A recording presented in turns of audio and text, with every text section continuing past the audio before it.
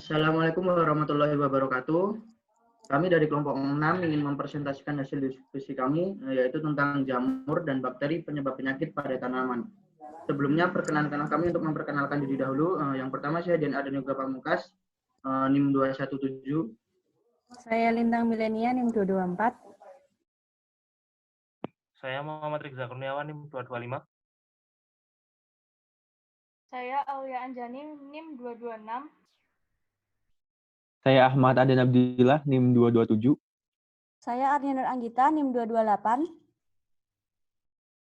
Saya Julian Maringga dengan NIM 21.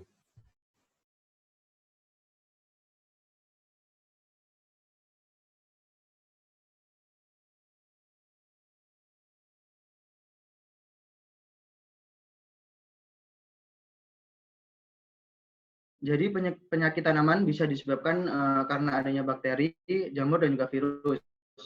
Gejala serangan jamur dan bakteri paling mudah diamati secara kasat mata dibandingkan dengan gejala yang ditimbulkan oleh virus. Hal ini disebabkan karena virus mempunyai ukuran yang sangat kecil, serta memiliki gejala serangan seringkali menyerupai gejala gangguan fisiologis seperti kekurangan atau kelebihan salah satu unsur hara. Sehingga untuk memastikan serangan memerlukan metode secara khusus. Kemudian untuk memastikan serangan jamur dan bakteri masih bisa dilakukan secara sederhana dengan melihat gejala serangan, yaitu dengan memastikan jenis serangan sangat penting untuk menentukan langkah pengendalian yang tepat. Kemudian kerusakan yang ditimbulkan oleh penyakit tumbuhan dapat menimbulkan kerugian yang sangat besar terhadap masyarakat.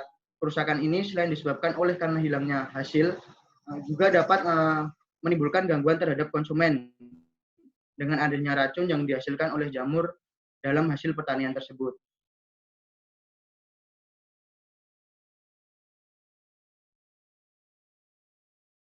Lanjut.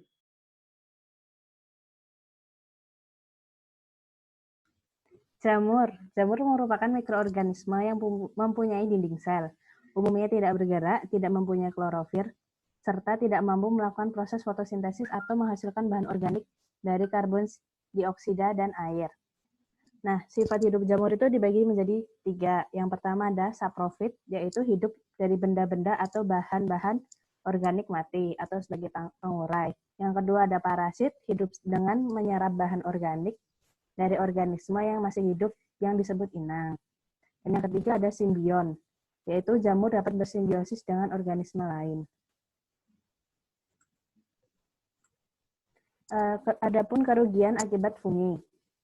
Yang pertama yaitu menurunkan kualitas dan kuantitas makanan atau bahan-bahan lain yang penting bagi manusia. Yang kedua, menurunkan nilai ekonomi bahan pangan atau bahan lainnya. Ketiga, agen penyebab penyakit. Dan yang keempat, menghasilkan racun yang dapat menyebabkan kanker dan kematian pada manusia.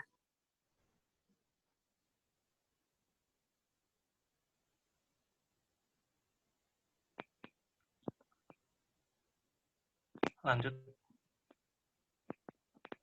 Kemudian ada jamur patogen penyebab penyakit. Yang pertama ada jamur Plasmodiofora brassiae, yaitu adalah patogen yang berasal dari kingdom fungi yang biasanya menyerang tanaman kubis-kubisan. Contoh penyakitnya seperti akar gada, karena akar tanaman kubis itu akan membengkak. Yang kedua ada jamur patogen Aspergillus sp, adalah jenis jamur udara yang berserabut. Spesies ini sangat aerobik dan ditemukan pada hampir semua lingkungan yang kaya oksigen, di mana mereka umumnya tumbuh sebagai jamur pada permukaan substrat sebagai akibat dari ketegangan oksigen yang tinggi. Kemudian ada jamur Pyricularia oryzae. Penyakit blas atau busuk leher merupakan salah satu penyakit yang paling banyak menyerang padi dan sereal lainnya yang disebabkan oleh jamur patogen ini. Kemudian ada jamur patogen Sclerospora graminicola. Itu organisme penyebab penyakit bulu halus Malai. Dan kemudian ada jamur Penicillium sp, yaitu patogen tular benih yang mempunyai inang utama jagung. Next.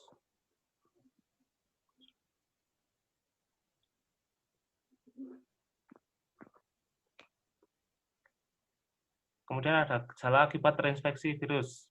Yang pertama, perbungaan Malai berubah warna. Kemudian perbungaan juga memutar dan distorsi.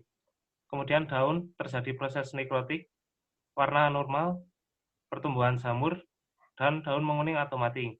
Kemudian pada akar, lambat laun akan membusuk. Kemudian pada batang, perubahan warna kulit batang.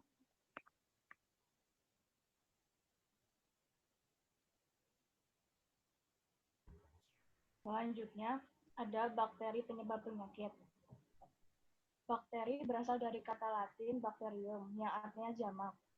Merupakan organisme berukuran sangat kecil atau mikroskopis dan kebanyakan uniseluler atau biasa disebut dengan bersel tunggal.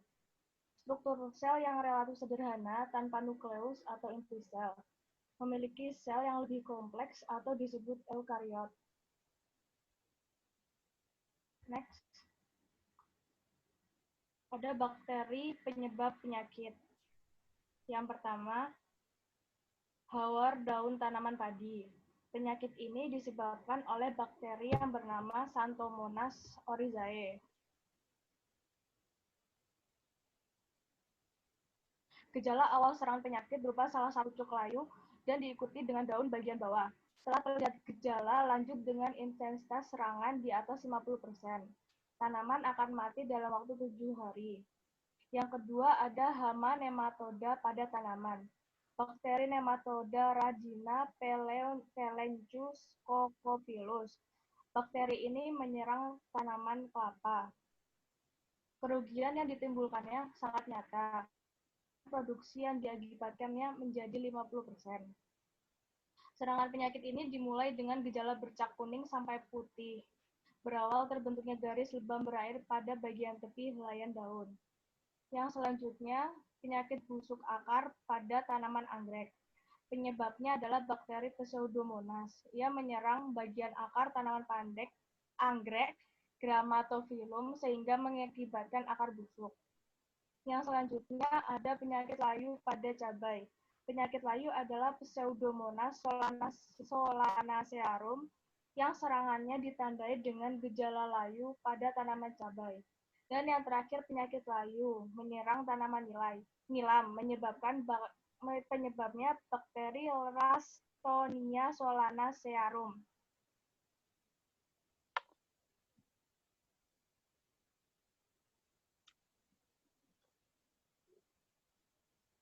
Oke, selanjutnya ada cara membedakan serangan layu yang disebabkan oleh bakteri dan jamur. Nah, yang disebabkan oleh bakteri ini biasanya tanaman saat dicabut dan akarnya dipotong, maka akan terlihat berlendir dan berbau. Sedangkan jika akarnya dicelupkan ke air, akan terlihat seperti asap di dalam air. Serangan layu yang disebabkan oleh bakteri ini biasanya sangat cepat dan bahkan bisa kurang dari 3 hari penyerangannya, yang menyebabkan tanaman layu baik siang dan malam hari. Sedangkan pada jamur, bisa dilihat jika akarnya dipotong, dan dicabut, maka akan terlihat berlendir dan bau. Sedangkan jika dicelupkan ke dalam air, tidak akan terlihat asap seperti serangan pada bakteri. Sedangkan serangan ini relatif lebih lambat dibandingkan pada serangan bakteri dan terlihat layu pada siang hari, namun sore hari agar segar kembali seperti pada layu fusarium. Next. Nah, di sini kita ada cara menangani layu karena patogen jamur. Di sini ada 5. Yang pertama itu menggunakan varietas sahan. Yang kedua ada mengendalikan nematoda di tanah. Yang ketiga ada pemakaian fungisida. Yang keempat ada menggunakan trichoderma. Yang kelima ada mencegah infeksi lahan. Yang pertama, gunakan varietas lahan, di mana biasanya pada pemerintah sudah menyediakan varietas-varietas yang tahan, seperti pada tanaman tomat, yang mana tahan terhadap layu fusarium pada jenis tomat Ohio MR9. Yang kedua itu ada mengendalikan nematoda di tanah. Nah, untuk mengendalikan nematoda di tanah, kami biasanya digunakan furadan, yang mana lebih ampuh dalam mengendalikan nematoda. Yang ketiga ada pemakaian fungisida. Nah, pemakaian fungisida ini biasanya dilakukan jika nematoda di dalam tanah benar-benar atau jamur benar-benar tidak bisa dikendalikan. Nah, biasanya fungisida juga bisa digunakan pada awal tahap, seperti perendaman benih sebelum dilakukan tahap penanaman. Yang keempat itu ada menggunakan trichoderma. Nah, trichoderma ini merupakan agen hayati yang biasa digunakan untuk mematikan jamur-jamur lainnya. Yang kelima itu ada mencegah infeksi lahan. Untuk mencegah infeksi lahan, biasanya alat-alat yang biasa digunakan pada lahan yang sudah terinfeksi harus dibersihkan dulu. Nah, untuk pembersihannya biasa digunakan formalin dengan kadar 5%.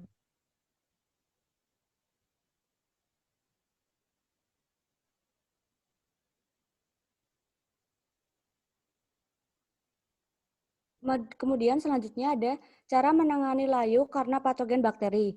Yang pertama itu menggunakan agen hayati. Agen hayati yang digunakan itu biasanya seperti Pseudomonas fluorescens dan Bacillus subtilis. Agen hayati ini dikenal juga dapat memangsa bakteri penyakit.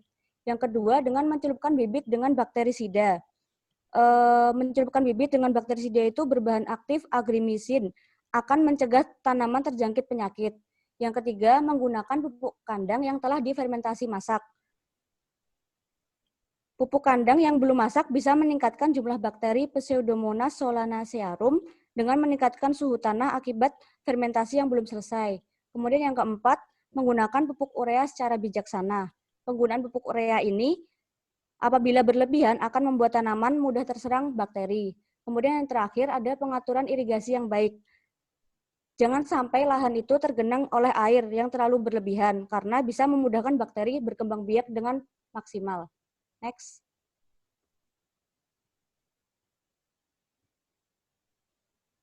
Nah, di sini hal yang perlu diingat, baik layu jamur maupun layu bakteri, jika diketahui bahwa lahan sudah terjangkit, segera cabut tanaman hingga ke akar-akarnya, lalu bakar atau buang jauh dari lahan tanam.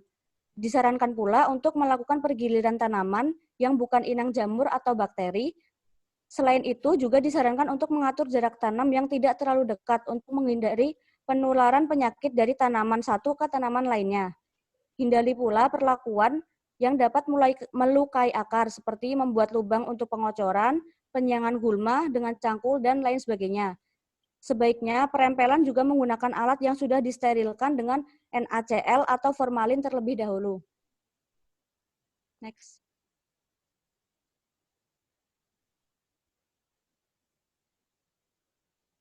Nah, sampailah kita kepada slide kesimpulan. Penyakit tanaman bisa disebabkan karena bakteri, jamur, dan virus. Gejala serangan jamur dan bakteri paling mudah diamati secara kasat mata dibandingkan gejala yang ditimbulkan oleh virus. Serangan jamur dan bakteri masih bisa dilakukan secara sederhana dengan melihat gejala serangan. Beberapa jamur penyebab penyakit pada tanaman. Ada jamur Plasmodivora brassicae, jamur Aspergillus spp, jamur Pyricularia oryzae, dan kemudian ada jamur Sclerospora graminicola, lalu ada jamur Penicillium sp. Penyakit yang disebabkan bakteri yaitu ada penyakit layu, hawar daun, pada tanaman padi, terus ada penyakit layu pada cabai, penyakit busuk akar tanaman anggrek, dan hama nematoda pada tanaman. Lanjut. Sekian dari presentasi kelompok F.